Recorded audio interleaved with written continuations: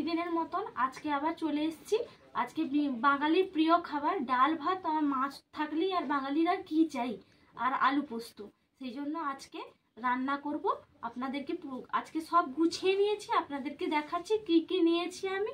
আজকে আমি টক ডাল রান্না করব। মুসুরের ডাল নিয়েছি, আম ছাড়িয়ে নিয়েছি, আর নিয়েছি চিংড়ি মাছ, আর নিয়েছি এই যে রুই মাছের এই যে চাকা নিয়েছি, এগুলো আমি ভেজে নিব। আর চিংড়ি মাছ, ঝিঙে আলু কেটে নিয়েছি, ঝিঙে আলু দিয়ে চিংড়ি মাছ দিয়ে আজকে পোস্ত করব। নিয়েছি এই যে পোস্ত বাটা, পোস্তটা আমি আগে থেকে ভিজিয়ে বেটে নিয়েছি। নিয়েছি চারমগজ, নিয়েছি টমেটো কুচি, আর লাগছে লঙ্কা, কাঁচা লঙ্কা মাঝখান দিয়ে আমি চিড়ে নিয়েছি। আর ডালের জন্য রাখছে 5 ফোড়ন, গোটা জিরে, শুকনো লঙ্কা, হলুদ। আর আমি আজকে রান্নাটা করব সাদা তেলে। আমি এরপর রান্নার জায়গায় চলে যাব। এটা ধরিয়ে নিয়েছি, এরপর আমি কড়াইটা চাপিয়ে দিব। কড়াইটা গরম হয়ে গেছে, এরপর কড়াইয়ের মধ্যে দিয়ে দিব সাদা তেল। তেলটা গরম হতে থাক, এরপর আমি মাছের মধ্যে লবণটা আর হলুদটা মাখিয়ে নিব। স্বাদ অনুযায়ী লবণটা ব্যবহার করবেন। প্রথমে আমি আজকে মাছটাই ভেজে নিব।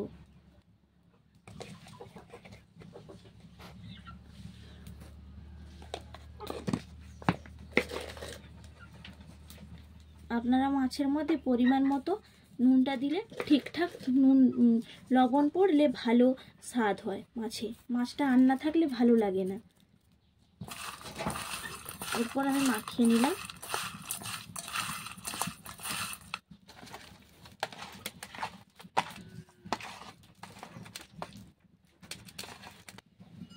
এরপর তেলটা গরম হয়ে গেছে, এরপর আমি মাছটা ভেজে নিই।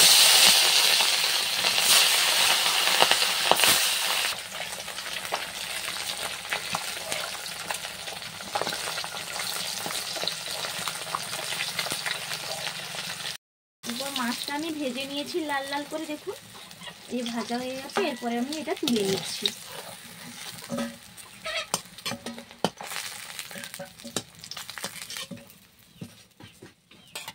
এরপর চিংড়ি মাছটা আমি ভেজে নিব।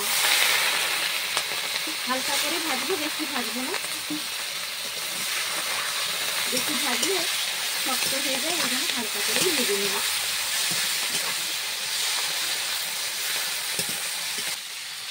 চিংড়ি মাছটা আমি হালকা করে ভেজে নিয়েছি। এই যে এইভাবে আপনারাও ভাজবেন হালকা করে। আমি এরপর চিংড়ি মাছটা তুলে নিব।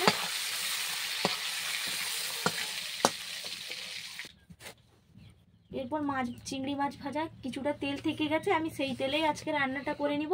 আজকে আমি হালকা তেলেই রান্না করব। আমি কাঁচা লঙ্কা মাঝখান দিয়ে চিড়ে নিয়েছি, এটা আমি তেলের মধ্যে দিয়ে দিলাম।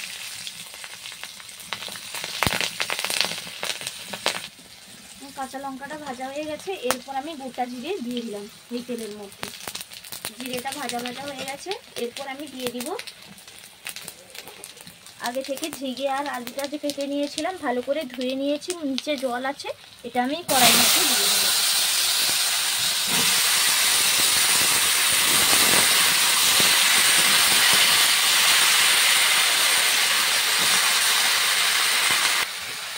এরপর স্বাদ অনুযায়ী আমি হলুদ গুঁড়িটা ব্যবহার করলাম। এরপর আমি স্বাদ অনুযায়ী লবণটা, আপনারা আপনাদের স্বাদ অনুযায়ী লবণটাও ব্যবহার করবেন। এরপর আমি ভালো করে নাড়িয়ে নেব। এরপর একটু নাড়াচাড়া করে নিয়েছি। এরপর যে টমেটোটা কুচি করে রেখেছি, টমেটো কুচিটা এটার মধ্যে দিয়ে দিলাম। যে আবারও আমি একটু ভালো করে নাড়িয়ে নেব। তারপর আমি চাপা দিয়ে খানিকক্ষণের জন্য আমি রেখে দিব।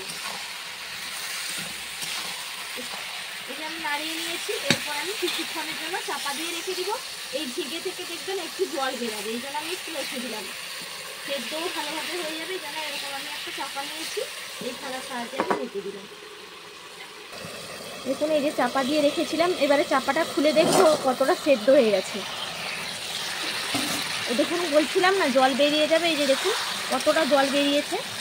এরপর আমি এই জলটা যে বেরিয়েছে, এরপর আমি এই জলের মধ্যে চিংড়ি মাছটা দিয়ে দিব। আবার একটু নাড়িয়ে নিব। সামান্য একটু জল দেব আমি। এখানে আমি 1 বাটি মতো জল দিলাম। জলটা দিয়ে আবারও আমি ঢাকা দিয়ে রেখে দিব ভালোভাবে, যাতে মিশে যায়, সব কিছু সেদ্ধ হয়ে যায়। তার নামানোর আগে আমি চারমগজ বাটাটা আর পোস্ত বাটাটা দিয়ে আমি নামিয়ে নিব। দিলে আজকে আমার রেডি হয়ে যাবে ঝিঙে চিংড়ি মাছ আলু পোস্ত। ঢাকনাটা খুলবো, দেখুন কি সুন্দর তরকারিটা ফুটছে, আর দেখি আলুটাও সেদ্ধ হয়ে গেছে, একদম সেদ্ধ হয়ে গেছে। এরপর আমি দিয়ে দিব পোস্ত বাটা,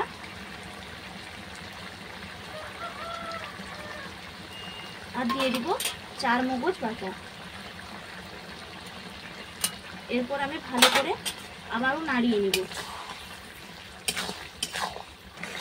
দেখুন কি সুন্দর কালার চলে এসছে, আর নাড়িয়েও নিয়েছি ভালোভাবে। এরপর আমি এটা নামিয়ে নিব। দেখুন বেশি ফোটানো যাবে না, তাহলে পোস্তর একটা যে গন্ধ থাকে সেই গন্ধটা আর থাকবে না। এই জন্য দু 4 মিনিট নাড়িয়ে আমি নামিয়ে নিব। এরপর দেখুন পুরো রান্নাটা হয়ে গেছে। এরপর এটা আমি নামিয়ে নিব। দেখুন একদম রেডি, আর দারুণও কালার চলে এসছে, আর আলু পোস্ত মানেই তো কথাই হবে না।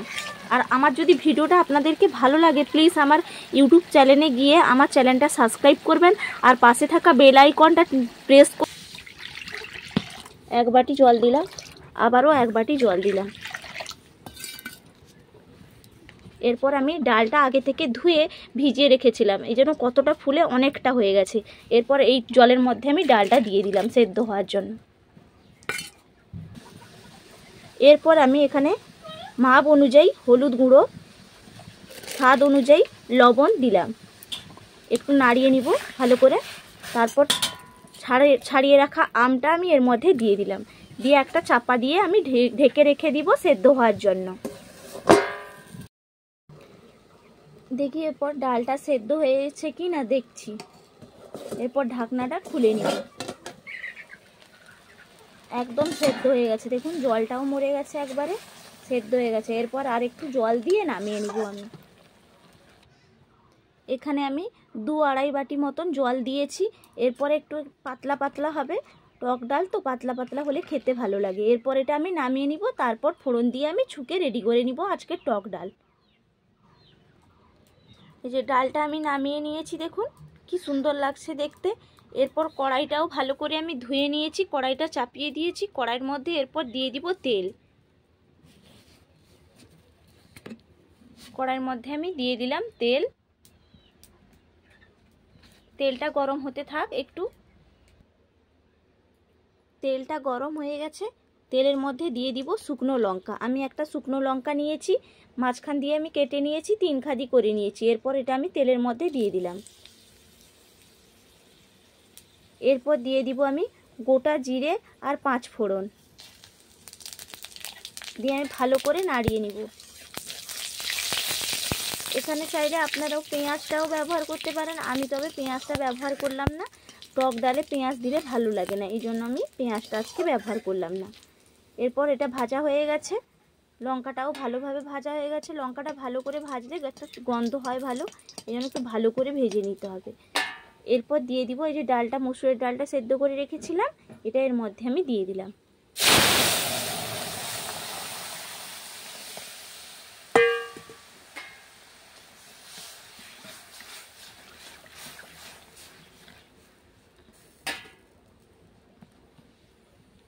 এটা একটু ফুটে যাক, তারপরে আমি এটা নামিয়ে নিব।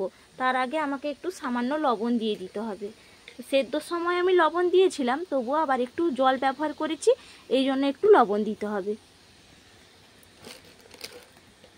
আমি সামান্য লবণ দিলাম, আপনারা আপনাদের স্বাদ অনুযায়ী লবণটা ব্যবহার করবেন।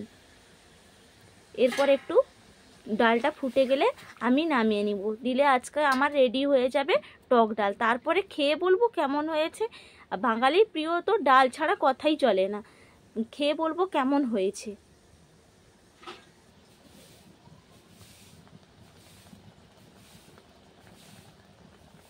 দেখুন ডালটা ফুট চলে এসছে। এরপর আমি নামিয়ে নিব, একটু নাড়িয়ে নিচ্ছি। এরপর আমি নামিয়ে নিব। এই যে আমি ডালটা নামিয়ে নিয়েছি, এই যে চিংড়ি পোস্তটা আর এই যে মাছ ভাজা, আজকে একদম খাওয়া জমেই যাবে। এরকম খাবার থাকলে আর কি চাই, এরকম খাবার থাকলে মাংসর প্রয়োজন নেই। এরপর খাবো, কেমন হয়েছে আপনাদেরকে খেয়ে বলবো। সবাইকে ভাত খেতে দিয়ে দিয়েছি। আজকে একসঙ্গে দুজনকে পেয়ে গেছি, আজকে গাড়ি মানে ঢুকে গেছে সময় মতন, এই জন্য সবাইকে একসঙ্গে আজকে খেতে দিয়ে দিব।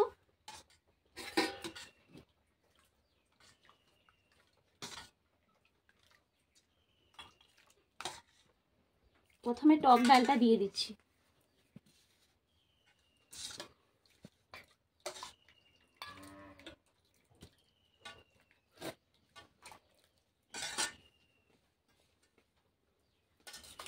তারপরে চিংড়ি মাছ আলু পোস্তটা এরপর দিব।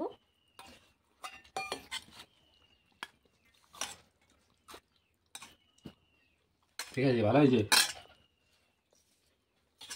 টক ডাল ভালো হয়েছে, আর পোস্তটা তো ভালো হয়েছে খেতে, পোস্তটা খুব সুন্দর হয়েছে। কি রে, পেটি না এর সঙ্গে দিয়ে দিয়েছি মাছের ভাজা। এরপর আমিও খেয়ে দেখবো কেমন হয়েছে।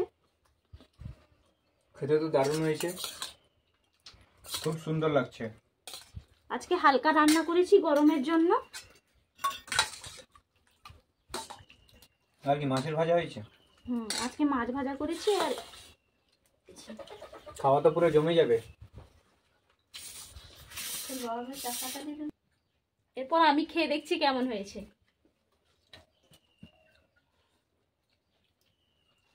দারুণ হয়েছে। গরমের টক ডাল ফাটাফাটি। চিংড়ি মাছটাও দারুণ লাগছে একদম। টক ডালের আমটাও খেতে ভালো লাগছে, এই যে আম,